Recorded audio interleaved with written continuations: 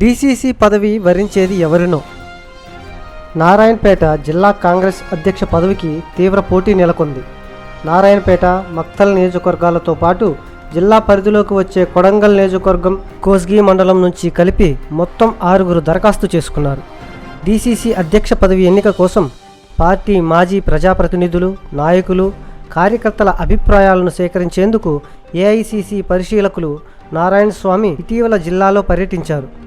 ఆయా నియోజకవర్గంలోని మండలాల ముఖ్య నేతలతో సమావేశమై అభిప్రాయాలు తెలుసుకున్నారు. నేతల నుంచి దరఖాస్తులు స్వీకరించారు. బరిలో 6 అభ్యర్థులు. పేట నియోజకవర్గం నుంచి 3 డీసీసీ పదవి కోసం దరఖాస్తు చేసుకున్నారు. మరికల్ మండలం నుంచి ప్రస్తుత ఇన్ఛార్జ్ డీసీసీ అధ్యక్షుడు ప్రశాంత్ కుమార్ రెడ్డి మరోసారి పదవికి పోటీ పడుతున్నారు.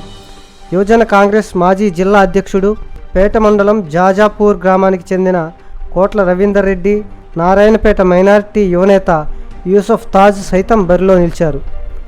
ఇక మక్తల్ నియోజకవర్గం నుంచి కట్టా సురేష్ కుమార్, ఎం నరేందర్లు, కొడంగల్ నియోజకవర్గం కోస్గి నుంచి మహిళా కాంగ్రెస్ జిల్లా అధ్యక్షురాలు ప్రసన్నారెడ్డి పదవికి పోటీ పడుతున్నట్లు కాంగ్రెస్ వర్గాల ద్వారా తెలిసింది. నాయకులు, కార్యకర్తల అభిప్రాయాల స్వీకరణ.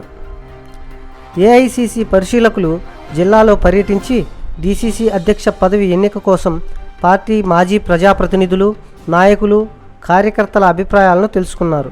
ఆయా మండల, బ్లాక్ కాంగ్రెస్ కమిటీలు సైతం తీర్మాన పత్రాలు ఏఐసీ పరిశీలకులకు అందజేసినట్లు కాంగ్రెస్ నేతలు చెబుతున్నారు. బరిలో నిలిచిన అభ్యర్థుల్లో ఎవరు సమర్థులు, వారి రాజకీయ ప్రస్థానం, పార్టీ బలోపేతానికి చేసిన కృషి, పదవి ఇస్తే ఏ మేరకు మరింత బలోపేతం చేస్తారనే అంశాలను పరిశీలించనున్నారు. దీనికి తోడు జిల్లా మంత్రి, నియోజకవర్గ ప్రజాప్రతినిధులు, ముఖ్య నేతల అభిప్రాయాలను సైతం అధిష్టానం పరిగణలోకి తీసుకోనున్నారు. మరోసారి ఏఐసీసీ పరిశీలకులు అభ్యర్థులతోనూ ప్రత్యేకంగా సమావేశమై చివరికి ఓ నిర్ణయానికి వచ్చే అవకాశం ఉందని పార్టీ నేతలు పేర్కొంటున్నారు. నారాయణపేట డిస్టిక్ ప్రెసిడెంట్ నామినేషన్ అభ్యర్థులు 6 సీఎం, మంత్రి, ఎమ్మెల్యే సపోర్ట్ ఎవరికి? ఉమ్మడి పాలమూరు జిల్లాలో ఇప్పటి వరకు ఒక్క మహిళకు కూడా జిల్లా అధ్యక్షురాలు కానీ, మంత్రి పదవి కానీ లేకపోవడం గమనార్హం. ఇప్పటికైనా కాంగ్రెస్ ప్రభుత్వంలో మహిళలకు అవకాశం వస్తుందేమో వేచి చూడాలి.